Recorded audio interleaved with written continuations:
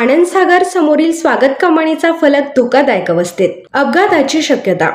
शेगाव बाळापूर मार्गावरील आनंदसागर समोर उभारण्यात आलेल्या स्वागत कमानीवरील शहरांच्या अंतराची माहिती दर्शविणारा फलक सध्या धोकादायक अवस्थेत असून प्रशासनाच्या दुर्लक्षामुळे एखादी दुर्घटना घडण्याची शक्यता निर्माण झाली आहे।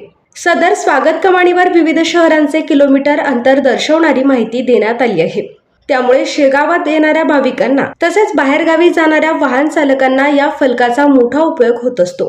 मात्र अलीकडे झालेल्या जोरदार वादळी वाऱ्यामुळे कमानावरील काही पत्रे उडून गेली असून एक पत्रा सध्या विद्युत तारेवर लटकलेल्या अवस्थेत आहे। आनंदसागर समोरून बाळापूरकडे जाणारा रस्ता हा नेहमीच वाहनांच्या मोठ्या वर्दळीचा असून भाविक, पर्यटक आणि स्थानिक नागरिकांची या मार्गावर सतत ये-जा सुरू असते।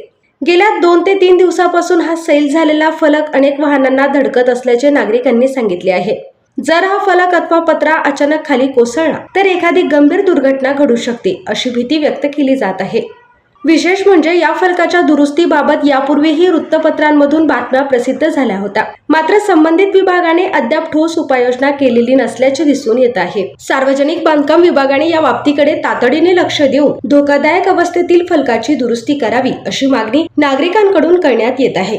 वेळेत उपाययोजना केल्यास संभाव्य अपघात टाळता येऊ शकतो, अन्यथा प्रशासनाच्या दुर्लक्षामुळे एखादी अघटित घटना घडल्यास त्याची जबाबदारी कोण घेणार असा सवालही नागरिक उपस्थित करीत आहेत।